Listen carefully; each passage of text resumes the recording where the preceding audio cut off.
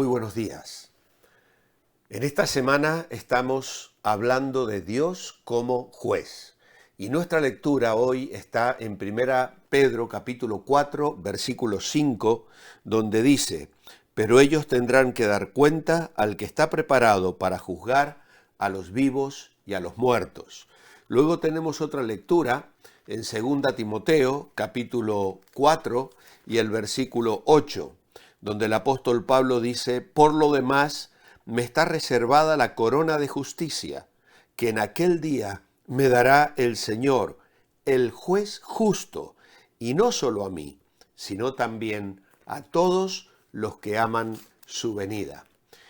La siguiente lectura está en Hechos, capítulo 10, versículo 42, y es Pedro en casa de Cornelio diciendo: Jesús nos mandó que predicáramos al pueblo y testificáramos que Él es el que Dios ha puesto por juez de vivos y muertos.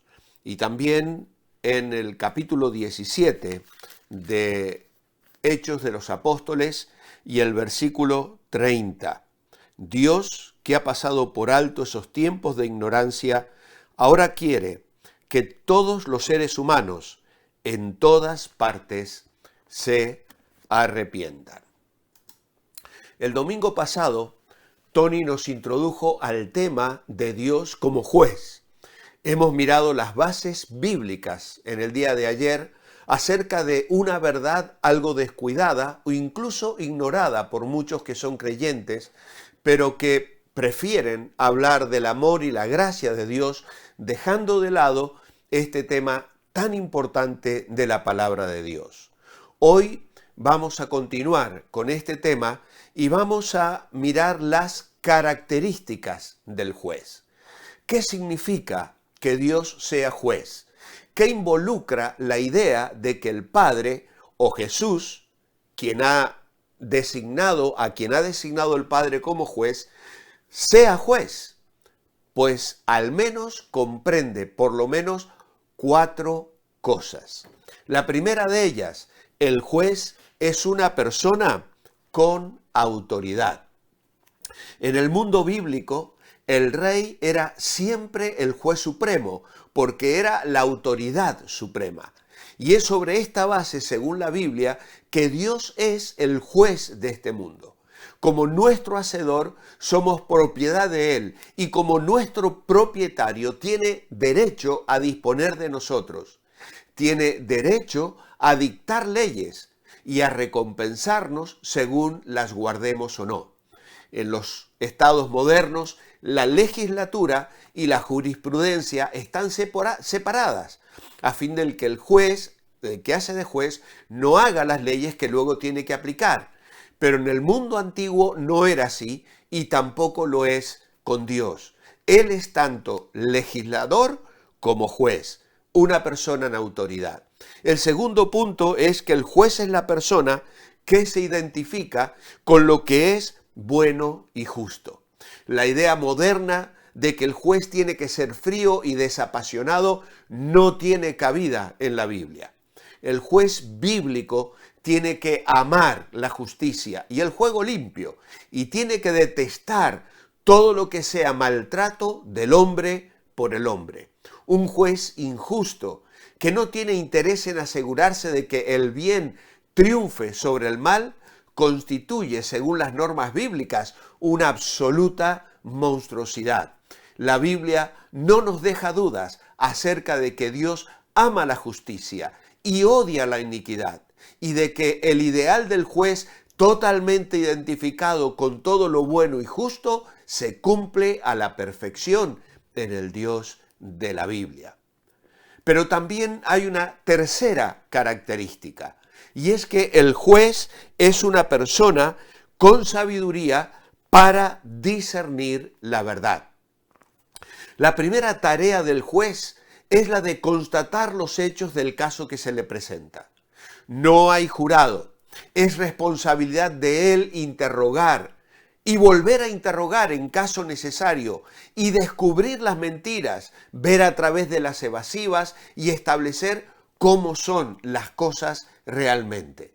Cuando la Biblia muestra a Dios como juez, destaca su omnisciencia y su sabiduría como el que escudriña los corazones y entonces descubre los hechos. Nada se le escapa. Podremos engañar a los hombres, pero no podemos engañar a Dios. Él nos conoce y nos juzga tal como realmente somos. En Génesis 18:20, Dios le dice a Abraham que va camino a Sodoma para comprobar el clamor que ha venido hasta él, porque su juicio es según la verdad. Y siempre es así. Dios lo sabrá. Su juicio es según la verdad. Tanto la verdad factual, es decir, que pertenece a los hechos, como la verdad moral. Él juzga los secretos de los hombres, no solamente la fachada exterior. No en vano dice Pablo que es necesario que todos nosotros comparezcamos ante el tribunal de Cristo. Y en cuarto lugar, el juez es la persona con poder para ejecutar la sentencia. El juez moderno no hace más que pronunciar la sentencia. Otro departamento del Tribunal Judicial se va a encargar luego de cumplirla. Y así era también en el mundo antiguo. Pero Dios es su propio ejecutor. Así como legisla y sentencia, también castiga. Todas las funciones judiciales se juntan en él. Cuán importante es que conozcamos a Dios también en este perfil de su persona, de modo que aprendamos a temerlo y honrarlo por sus perfecciones que comunican paz y seguridad a nuestro corazón. Spurgeon, el príncipe de los predicadores, un 30 de mayo de 1880, predicó sobre este tema y entre muchas otras cosas dijo: hoy hemos leído parte de la predicación de Pedro en casa de Cornelio, el centurión romano, donde se abre la puerta de salvación a los gentiles en el Nuevo Testamento. El mensaje de Pedro era sobre la persona de Cristo, que es en realidad el contenido del verdadero evangelio. Y Pedro va a presentar esa verdad a Cristo como el mediador entre Dios y los hombres, pero lo hará bajo dos aspectos fundamentales. El primero es el aspecto de juez y el segundo es el aspecto de salvador.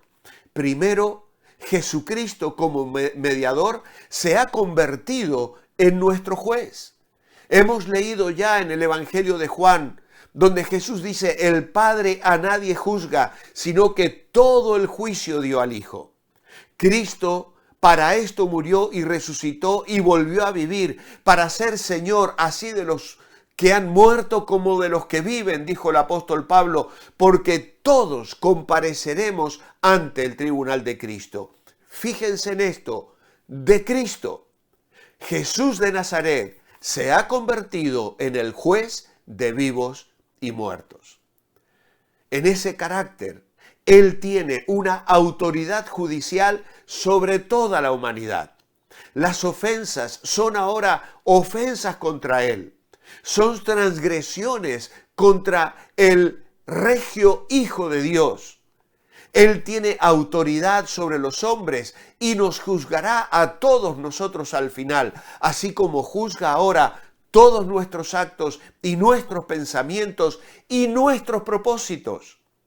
Todos nosotros tendremos que comparecer delante de Él para que cada uno reciba según lo que haya hecho mientras estaba en el cuerpo, sea bueno o sea malo. Él sopesará la evidencia y decidirá el destino de todos.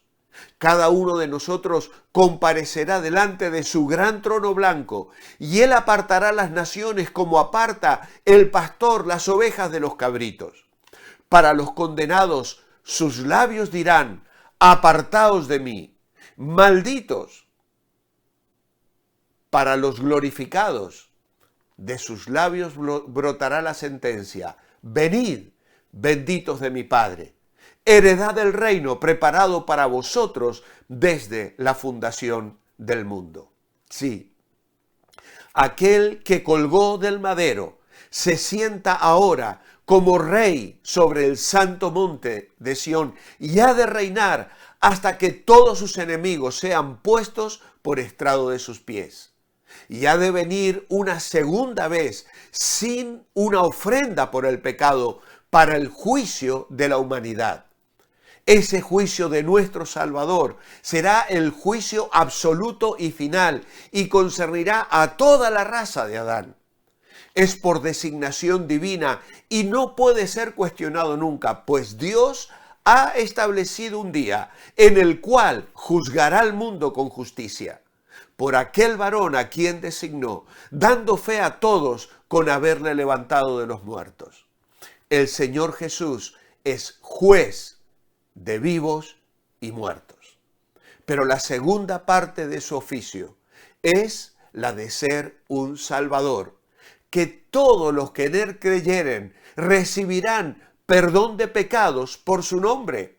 Él es príncipe y salvador. Y hay poder en él porque está envuelto en su gracia. Él tiene el soberano derecho de la condenación o de la justificación. El juicio final le corresponde a él. Él dice, he aquí yo vengo pronto y mi galardón conmigo para recompensar a cada uno según sea su obra. Los poderes de vida y muerte han sido confiados al Señor Jesús, el Hijo de Dios. Él tiene autoridad para pasar por alto la transgresión, la iniquidad, el pecado, tanto en el nombre propio como en el nombre del Dios eterno. Su expiación ha hecho posible que Él lo haga en perfecta consistencia con su carácter de juez. Él perdona y cuando Él perdona, el resultado es un acto tan justo como cuando Él condena. Y si esto les parece una paradoja, lean el Nuevo Testamento y vean cómo puede ser justo y el que justifica al que es de la fe. Vean cómo es que en el sacrificio expiatorio la justicia y la paz se besaron y cómo Dios es severamente justo en todo lo que hace y sin embargo abunda en riqueza de gracia para con los pecadores al pasar por alto el pecado de ellos. Por eso en esta mañana yo quiero pedirte que reflexiones. Si levantas tu mirada hoy y miras a Jesús, ¿cómo le ves? ¿Como el juez que tiene que dictar sentencia sobre tu vida pecaminosa y rebelde, andando por caminos de perdición? ¿O le puedes ver como tu Salvador, como aquel que pagó tu deuda en la cruz del Calvario, derramando allí su sangre para limpieza de todos tus pecados? Clama a Él en esta hora. Dile, Señor Jesús, sé mi Salvador. Y si lo haces, cuéntamelo, envíame un WhatsApp, un correo electrónico, házmelo saber para orar por ti y para ayudarte a empezar una nueva vida aquí tomado de la mano del Señor conforme a su palabra. Mi oración escrita esta mañana es, amado Padre, los seres humanos tan malos y corrompidos ni siquiera confiamos en la justicia que la vemos comprometida con los poderes políticos. Pero esto no sucede contigo. Y nos maravilla ver a un juez perfecto, al punto de poder descansar completamente en él. No hay mejor cosa que conocer al juez y a la justicia que trajo a nuestras vidas en Jesús. Hoy te bendecimos y te adoramos en ese nombre precioso, el de nuestro Salvador, el Señor Jesucristo. Amén. Que el Señor os bendiga. Os espero mañana para seguir meditando en este tema. Manteneos bendecibles.